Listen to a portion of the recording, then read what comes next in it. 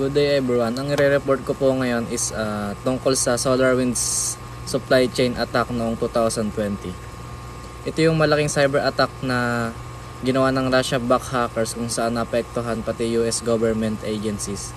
So let's start.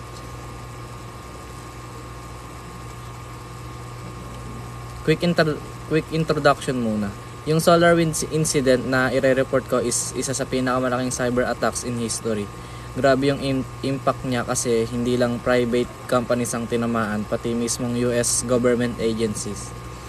Kaya naging global issue siya.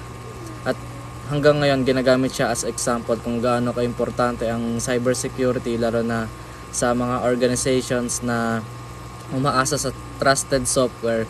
So ngayon i-explore natin kung paano ito nangyari at bakit sobrang big deal ng attack na to. Next is what happened. A massive supply chain cyber attack discovered in December 2020. Hackers infiltrated SolarWinds Orion software. Thousands of organizations unknowingly installed compromised updates. Unang-una, ano nga ba ang nangyari?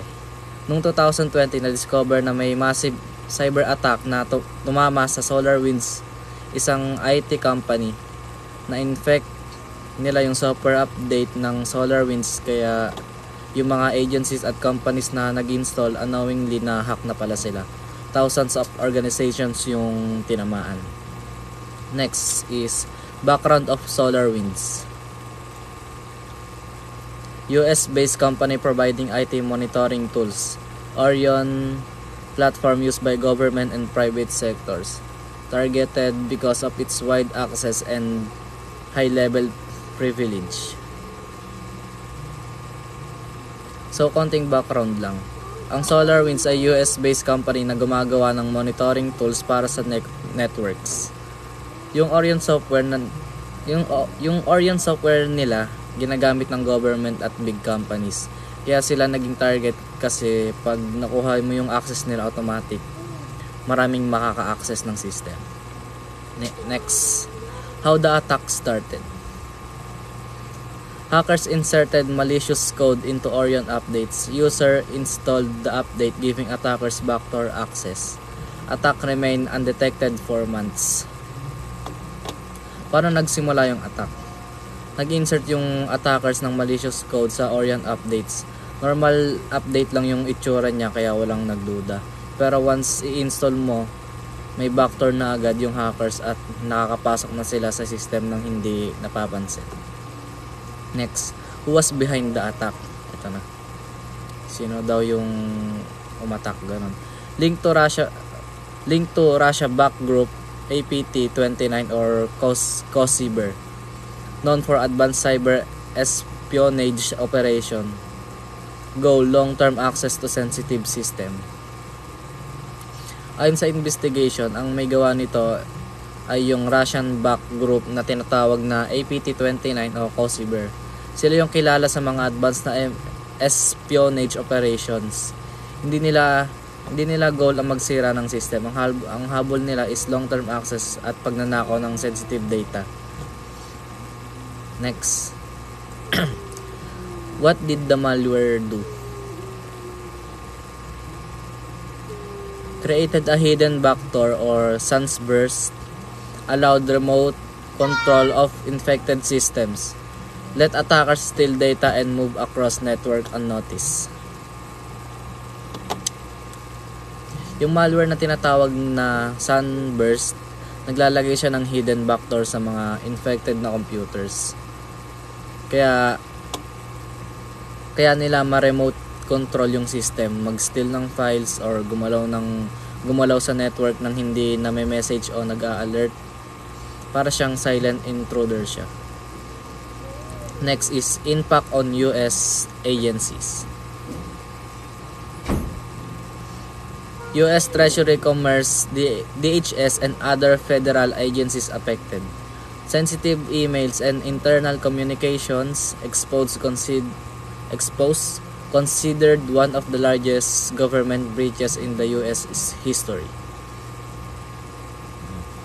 Maraming US federal agency ang naapektuhan.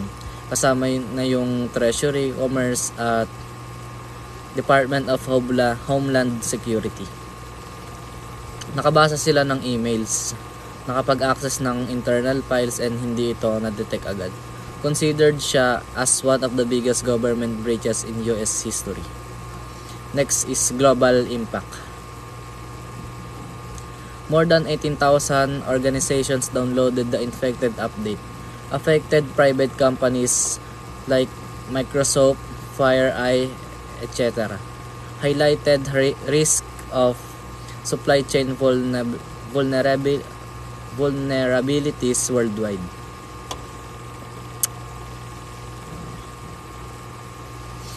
Hindi lang US yung tinamaan.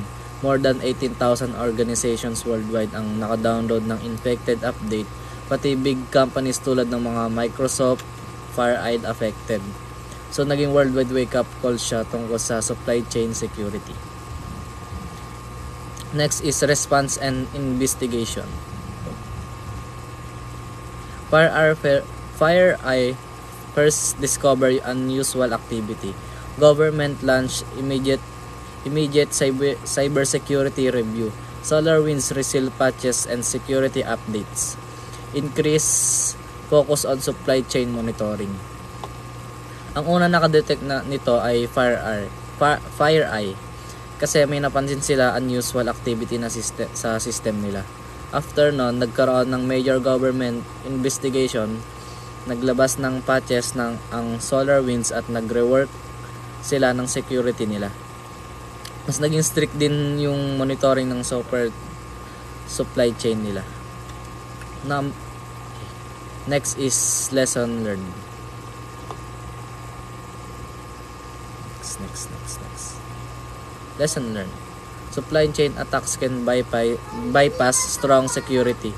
Need for better monitoring of trusted software. Zero trust security model became more widely adopted. Importance of quick detection and incident response. So ano yung natutunan natin dito? Una, kahit secure ka, kung yung ginagamit mong trusted software ay compromise, pwede ka pa rin ma-hack. Pangalawa, mas naging importante yung zero trust model, meaning hindi ka dapat basta magtiwala kahit sa trusted apps. At panghuli, kailangan talaga ng mabilis at maayos na incident response para hindi lumala ang damage nito. Ayun lang po.